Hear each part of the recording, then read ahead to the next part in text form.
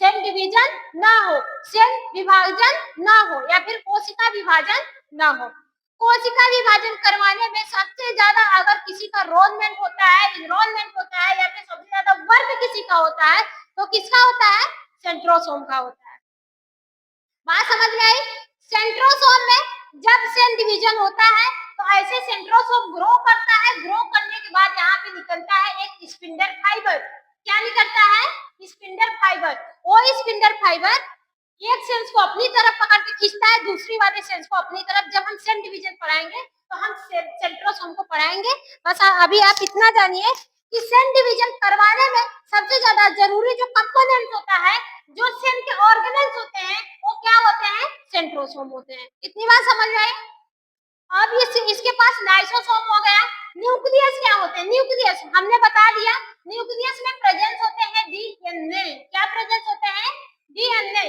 ये डीएनए क्या होते हैं? जेनेटिक इंफॉर्मेशन को कंटेन किए रहते हैं। किसको कंटेन किए रहते हैं? Genetic information. जेनेटिक इंफॉर्मेशन जो वन पीढ़ी से अदर पीढ़ी में ट्रांसफर होती है। जैसे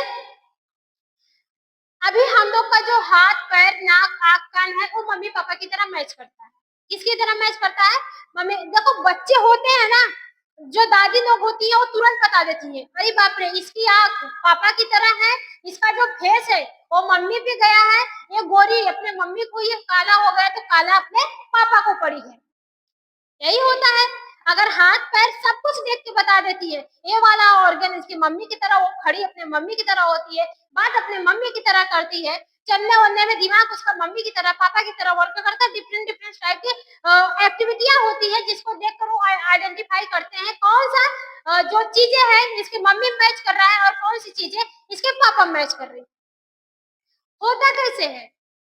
जेनेटिक इंफॉर्मेशन से प्रेजेंस होता है। किससे जाता है? जेनेटिक इंफॉर्मेशन से ट्रांसफर होता है। हमारे मम्मी और पापा की कुछ एक्टिविटी जेनेटिक इंफॉर्मेशन के थ्रू आ जाती है, या फिर मदर और फादर की कुछ एक्टिविटी जेनेटिक इंफॉर्मेशन से डॉटर सेल्स में ट्रांसफर हो जाती है।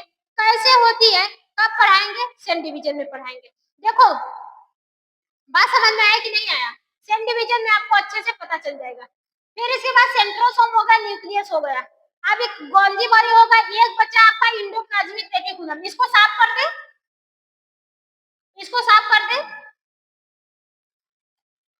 अब इसके बाद क्या है? Endoplasmic reticulum. इस पे चलते हैं, रुको हरे वाले पे।